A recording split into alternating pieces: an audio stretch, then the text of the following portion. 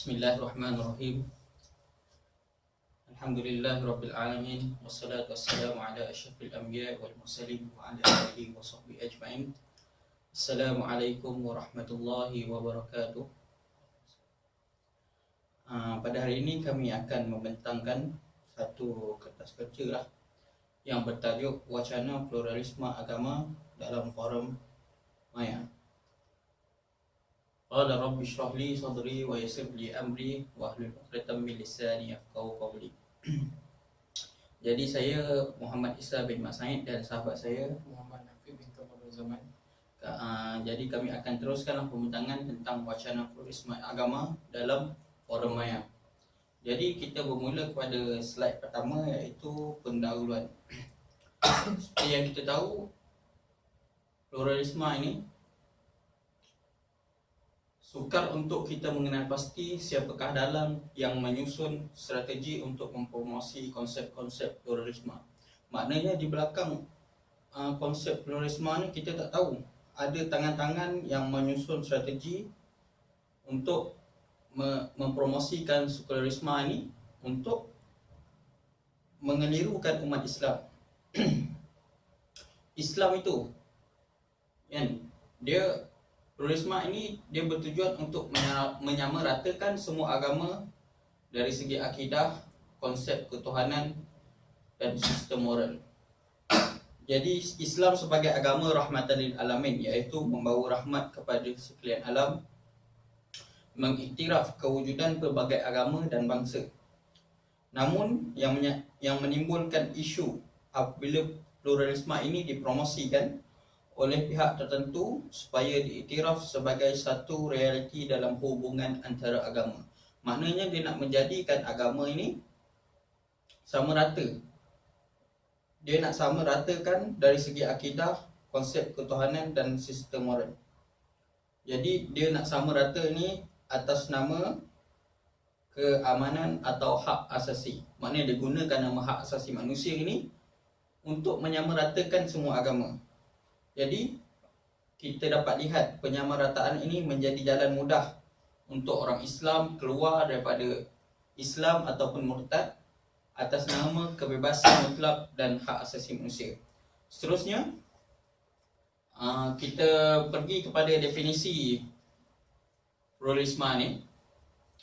Jadi kalau kita tengok dekat slide kita, dari segi istilahnya pluralisme ini, plural ni ialah merujuk kepada lebih dari satu entiti. Maknanya banyaklah.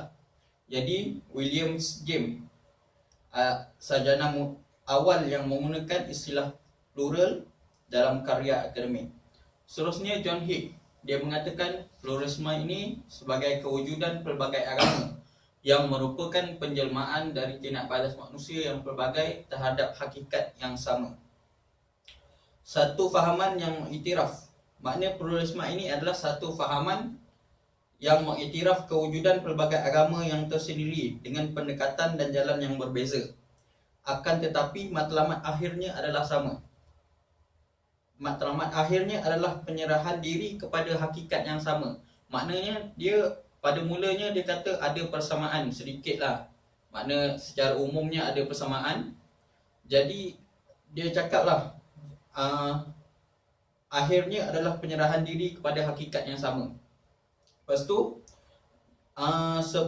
pluralisme ini bukan bertujuan untuk menyamakan semua agama dalam semua aspek. Dia menekankan kepada kerangka umum yang banyak persamaan dan menjauhkan perincian yang berbeza pendapat.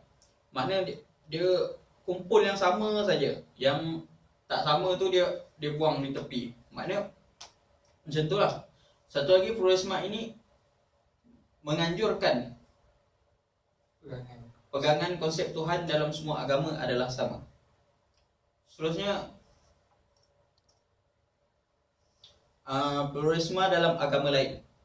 Seperti yang kita tahu, pluralisme ini kebanyakannya diketuai lah ataupun dianjurkan oleh Majlis Perundangan bagi Agama Buddha, Kristian, Hindu, Sikh dan Taoism.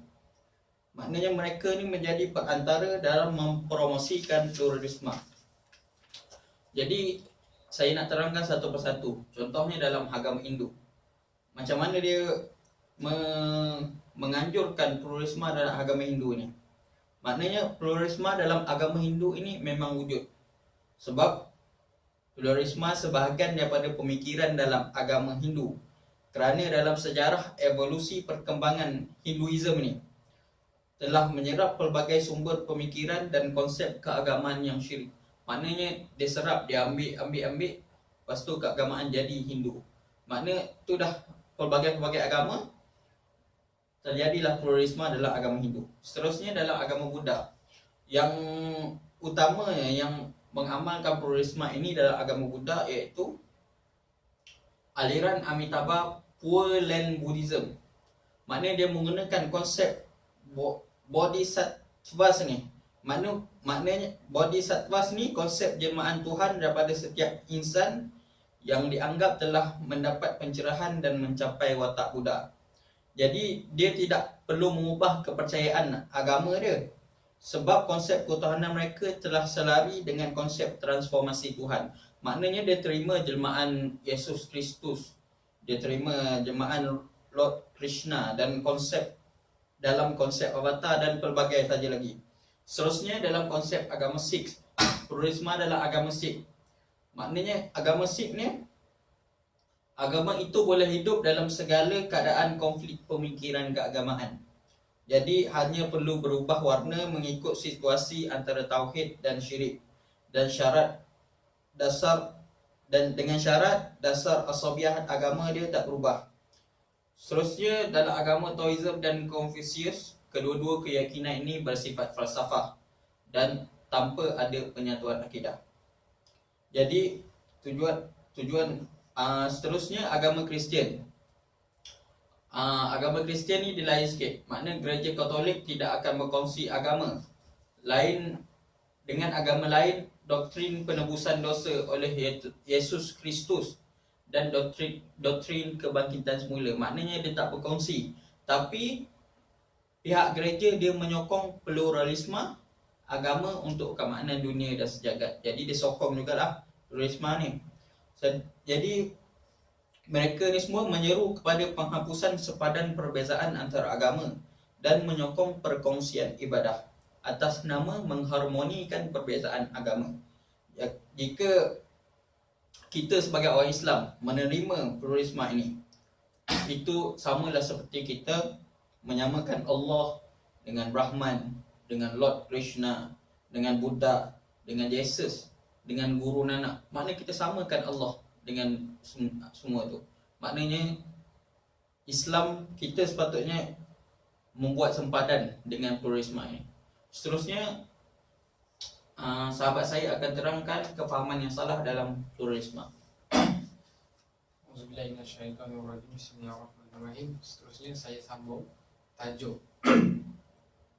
mengenai kefahaman yang salah dalam pluralisme, di mana terdapat penyelewengan ayat Quran yang ditafsir sendiri oleh golongan liberalis yang untuk mempertabelitkan makna ayat Al-Quran itu sendiri, di mana pada masa kini terdapat sebilangan orang Islam yang sanggup mengandaikan agama mereka sendiri, dengan membawa agenda liberalisme, di mana mereka mengaku mereka beragama Islam, tetapi cara kehidupan mereka, cara pergaulan mereka semuanya adalah bersifat sekular, iaitu dan pluralisme lah. Mereka ini mentafsirkan segala hukum mengikut teori semata-mata tanpa berdasarkan wahyu.